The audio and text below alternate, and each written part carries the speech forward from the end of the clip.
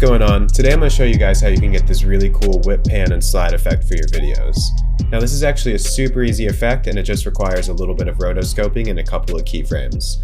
Now I'm not going to go super into the rotoscope aspect of this because I covered that in my last video, so if you're new to the channel and want to learn that, just go watch my last video and I do a little bit more of an in-depth explanation on that. But right now I actually have a rotoscope clip right here, and then underneath that is just my background layer.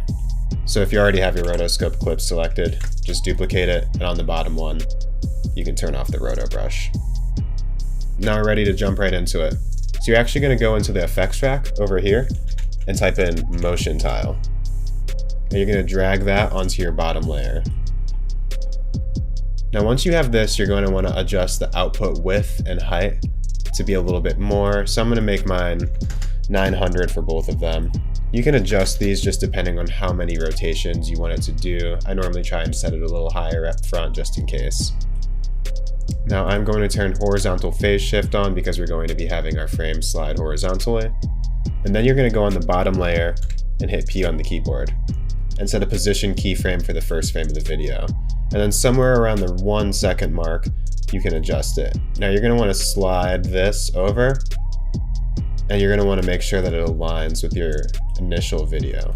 So if you only wanted it to do one slide, you could probably end it here, but I want mine to do a lot more, so I think I'm going to set mine to -4,800.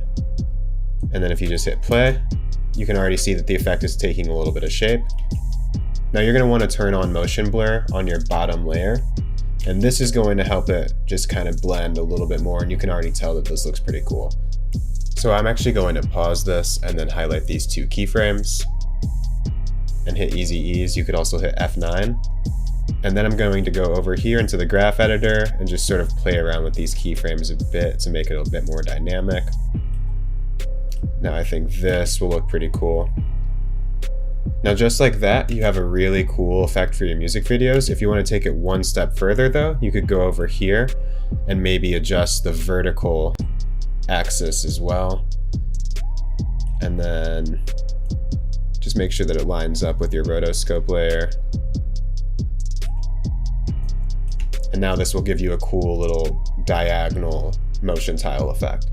Now if you found this at all helpful, feel free to like and subscribe to my channel. I'm working on a bunch of different tutorials right now, and I'm working on a bunch of different effects packs as well, so just stay tuned. But I'm really excited to see what you guys make with this effect.